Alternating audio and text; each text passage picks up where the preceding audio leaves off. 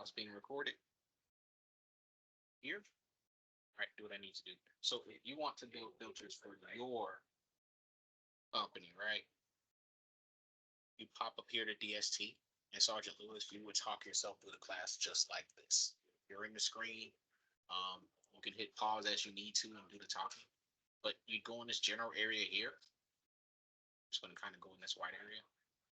Right click, edit, or new, excuse me, new. And you would call this your HHC, correct? HHC 282 directives. Okay, so from here you have a supplier set and a forced truth set.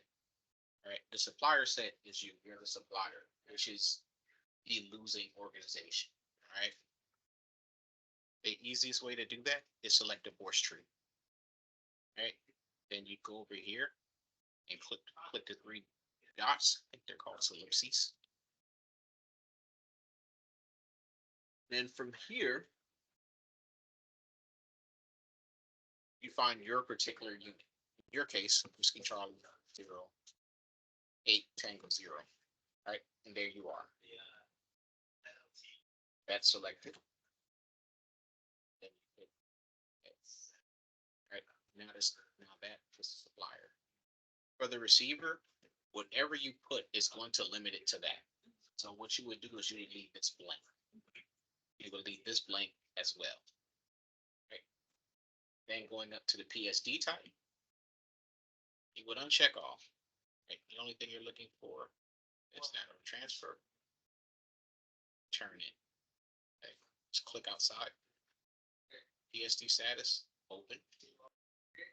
But you have all these other options here.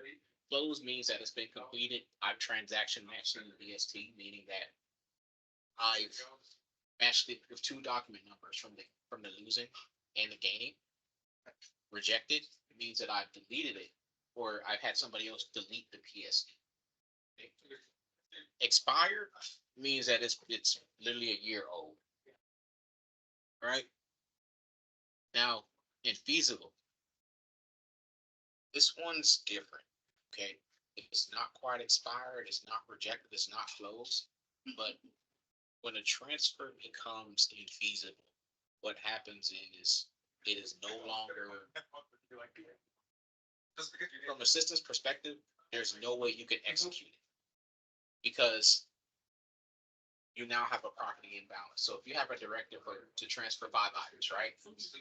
And you no longer have those 5 because maybe you turned in 3. All right. So 3 are gone. That leaves you with 2. So the system will recognize that. They'll say, well, this isn't feasible. You don't have enough to transfer. And they'll highlight it a different color and they'll drop off your open because the actual status has changed to infeasible. What this could happen for a couple of reasons. Like the first one being that maybe you turned it in. The other reason is maybe you completed the transfer, right? But it hasn't been, the actions to close out the PSD hasn't been taken. So you haven't you haven't did what's called transaction matching both of the document numbers. Okay. And if that's the case, generally they pop up infeasible for that reason. All right, vetting status. DST approved, DST directed, not approved, not directed, vetting open. You're going to uncheck because you just want open, right? You just want open. You want approved and directed. So the difference between is anybody ever actually right? What's the difference between approved and directed? Approved is when it's first initially approved. Right? I put it in. I made a directive. It's there. It becomes DST directed the second it's modified. So if I go in and I change the suspense state, if I do anything to it, maybe I take off a serial number, it changes to DST directed. That's the only difference.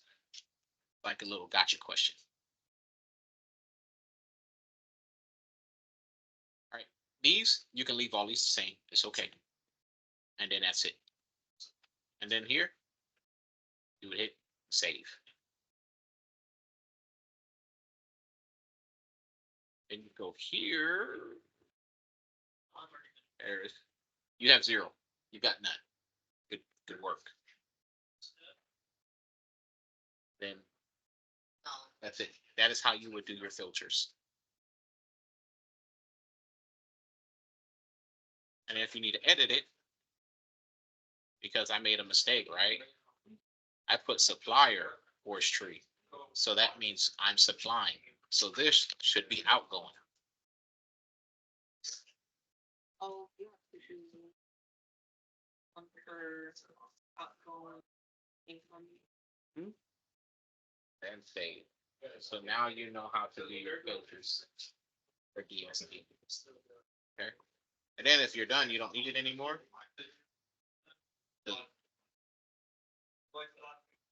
Easy peasy, right?